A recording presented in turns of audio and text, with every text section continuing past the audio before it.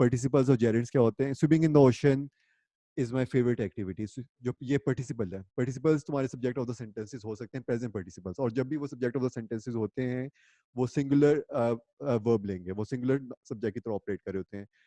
जेरेंट्स जो होते हैं इनको हम लोग वर्ब आईएनजीज को हम लोग वर्ब आईएनजीज जब नाउन की तरह ऑपरेट करते हैं उनको हम लोग जेरेंट्स कहते हैं। स्विमिंग इन द ओशन में जो स्विमिंग था वो जेरेंट था। ओके, अगेन तुम्हारे वर्ब आईएनजी तीन तरह से यूज होता है। वर्ब आईएनजी अगर तुम्हें कहीं भी नजर आता है जीआर एसएटी में तो इन थ्री वेज यूज होता है। या फिर वो वर्ब की तरह ऑपरेट हो रहा होता है, या फिर वो नाउन की तरह ऑपरेट हो रहा होता है, या फिर वो वर्ब की तरह नाउन की तरह, या फिर वो मॉडिफायर की तरह ऑपरेट हो रहा होता है। वर्ब की तरह उस वक्त ऑपरेट होता है जब टू बी या to have form of verb आती है इसके साथ। नाउन की तरह उस वक्त ऑपरेट हो रहा होता है जैसे स्विमिंग इन द ओशन, और वो सब्जेक्ट ऑफ द सेंटेंस भी हो सकता है, कुछ इस तरह की सारी चीजें। एक प्रैक्टिस टेस्ट में हम लोगों ने देखा था कि तुम्हारे रिड्यूसिंग था कि रिडक्शन था। अगर डेडिकेटेड नाउन फॉर्म एग्जिस्ट करती है तो तुम वो यूज करते हो। रिड्यूसिंग और रिडक्शन में जैसे हम लोगों ने रिडक्शन यूज किया था, रिडक्शन डेडिकेटेड नाउन फॉर्म थी। रिड्यूसिंग जो था वो डिराइव्ड जेरेंट फॉर्म थी उसकी। कुछ होते हैं जिनकी जेरेंट फॉर्म भी एग्जिस्ट करती है, जैसे स्विमिंग की जेरेंट सुमेशन नहीं होता। तो फिर अगर कोई चॉइस नहीं तो फिर ऑफकोर्स तुम वो यूज करोगे, लेकिन अगर डेडिकेटेड नाउन फॉर्म एग्जिस्ट करती है तो तुम वो यूज करते हो। बेसिकली ये हम लोग देखे थे, कंजंक्शंस देखे थे, फैन बॉयज क्या होते हैं, सबऑर्डिनेट कंजंक्शंस क्या होते हैं। सबऑर्डिनेट कंजंक्शंस जो होते हैं सबऑर्डिनेट क्लॉजेस को लेके आते हैं। छोटी सी एक्सरसाइज थी वो हम लोग देखी, कंबाइनिंग सेंटेंसेस के साथ हम लोग करते हैं। Period is equal to semicolon हो जाता है।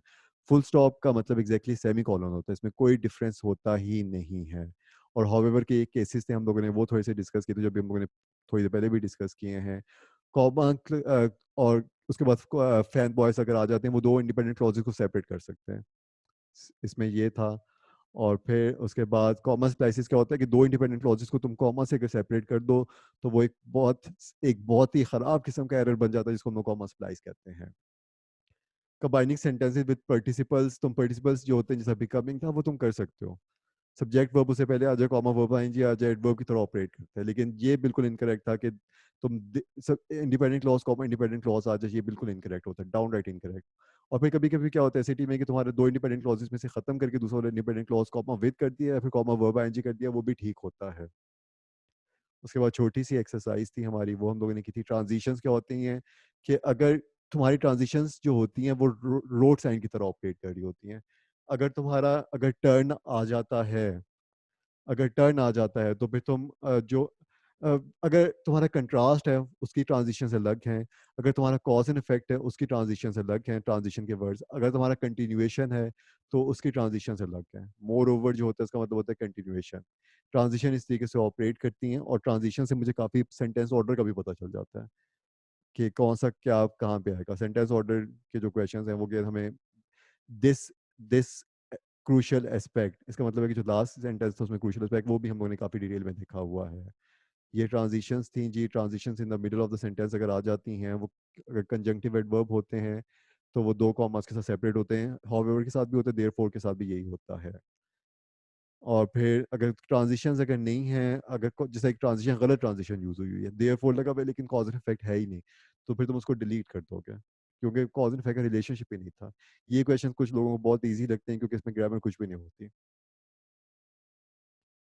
रिवाइजिंग इंफॉर्मेशन ग्लॉसरी जो है, ये टर्म थोड़े से इनफैक्ट इंडीड का मतलब एक ही होता है। फर्दर मोर ओवर एक ही मतलब होता है।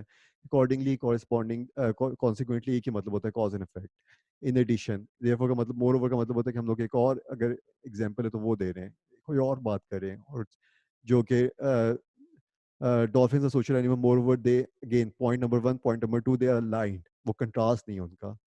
वो एक ही अच्छी बात कर रहे हैं। ओके, कंट्रास्ट है। Social animals good thing, highly intelligent good thing, same connotation तो मोर फर्दर मोर यूज करते हो। इनफैक्ट इंडिया का मतलब होता है तुम जीरो इन कर रहे हो, जैसा गूगल मैप जीरो इन कर रहे होते हैं। इसके बाद थोड़ी सी तुम स्पेसिफिक हो जाते हो।